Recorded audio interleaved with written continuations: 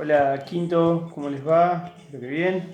Bueno, grabo este video como para introducirles un poco en lo que van a ver esta semana en la materia. Hasta ahora venimos trabajando con el peronismo, en las últimas semanas con textos que tenían su mirada, su interpretación sobre ese momento histórico, sobre ese periodo de la historia de la política en Argentina. Periodo que terminó con un golpe militar, con un derrocamiento en septiembre del año 1955. ¿Sí? Algunas de las actividades que fuimos haciendo ya pudimos ir viendo y pudimos ir encontrando en los textos que vimos, en los puntos que se les señalaban a favor, en contra del peronismo, de alguna forma como las medidas que fueron tomándose, la mayor parte de esas vinculadas con una idea de justicia social que iba marcando una situación social y económica nueva en Argentina, generaba una suerte de adhesiones muy importantes, pero también eh, sectores que se iban poniendo muy en contra. ¿Sí? Estos sectores, sobre todo vinculados con parte de las Fuerzas Armadas, con sectores terratenientes, también algún sector de la producción. La industria de todos modos tuvo una posición más, en algún punto cercana al peronismo porque desarrolló mucho, hoy procuró, para decirlo con más precisión, procuró, le dio un acento mayor a la cuestión industrial que a lo que era, lo que fue históricamente la cuestión de la producción primaria. ¿Sí? Eh, También muchos sectores vinculados con clases medias y altas de las grandes ciudades que fueron encontrando en el peronismo una fuerza política a la cual se oponían. Eh, en 1955, en septiembre, finalmente se termina de producir un levantamiento militar que derroca a Perón, a partir del cual Perón se va a exiliar primero en Paraguay, después en República Dominicana y después en España durante 18 años.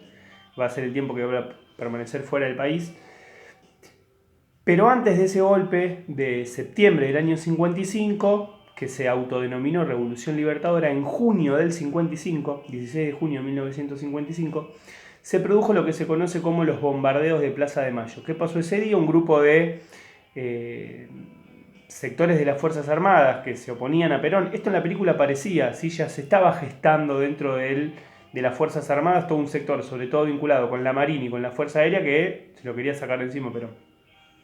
Sobre todo porque entendían que el modelo de país que estaba pensando, que las decisiones que tomaba iban en contra de lo que estos sectores con el poder de las armas y con el poder de otros sectores económicos y sociales detrás entendía que tenía que ser. Con lo cual efectivamente en junio del 55 se produce este hecho muy triste, muy trágico, aberrante, en el cual más de 300 personas mueren en una mañana de junio de 1955 en Plaza de Mayo. ¿Sí? Hay en Casa de Gobierno, Casa Rosada, Plaza de Mayo, aviones de la Fuerza Aérea sobrevuelan, bombardean con el objetivo de asesinar a Perón y derrocarlo. Ese día eso no sucede, Perón se salva, Perón sigue en la presidencia, sin embargo, marca un antes y un después en la vida social, política de Argentina. ¿Por qué? Porque primero es la primera vez que los aviones de la Fuerza Aérea Argentina vuelan, tienen lo que llaman el bautismo de fuego, salen al aire y participan en una acción, con la particularidad de que esa acción es bombardear la Plaza de Mayo y generar la muerte de más de 300 personas. ¿Sí?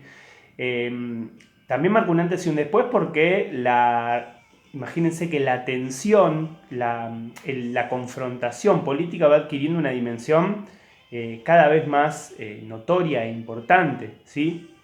Estamos hablando, insisto, de aviones de la Fuerza Aérea sobrevolando y bombardeando eh, la Casa de Gobierno para matar al presidente. Traten de hacerse una imagen, como para ver también el paso del tiempo y las épocas de nuestro país, traten de hacerse una imagen de eso hoy, ¿no? Sería como algo conmocionante. Bueno, lo fue en ese momento también. Perón se mantiene en el puesto, logra frenar ese intento de asesinarlo a él y de derrocarlo, pero bueno, la situación social y política queda, como les decía, totalmente conmocionada, totalmente rota. Eh, Hay un enfrentamiento que va cobrando una dimensión cada vez mayor entre parte de la cúpula eclesiástica, es decir, de la dirigencia de la Iglesia con el peronismo.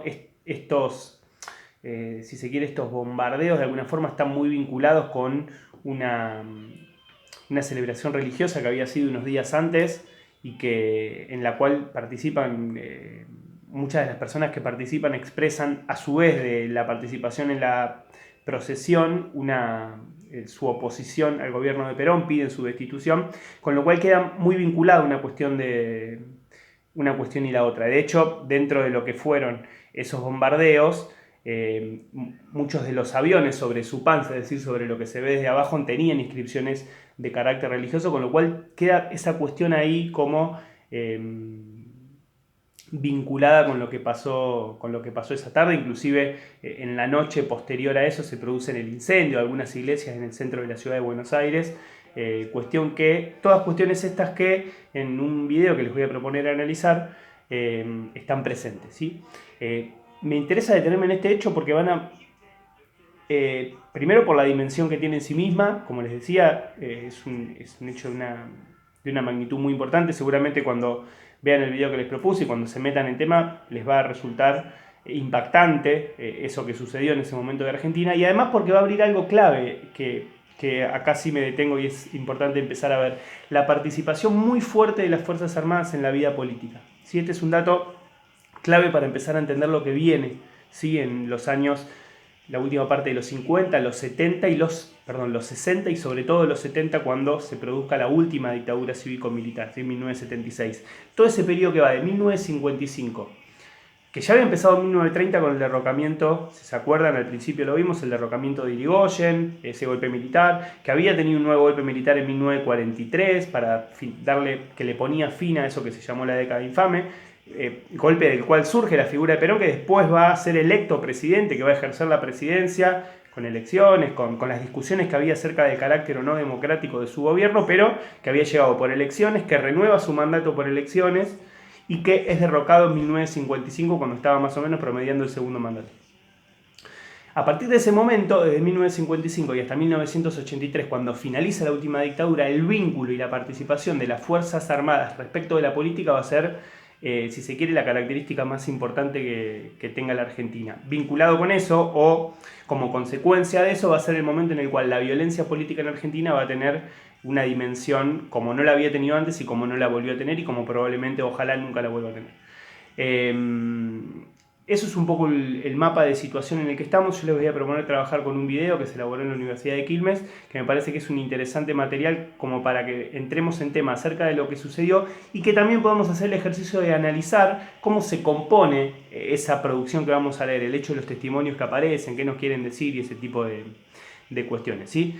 Bueno, seguimos trabajando y nos encontramos también en Política y Ciudadanía. Bueno, chao, que anden bien.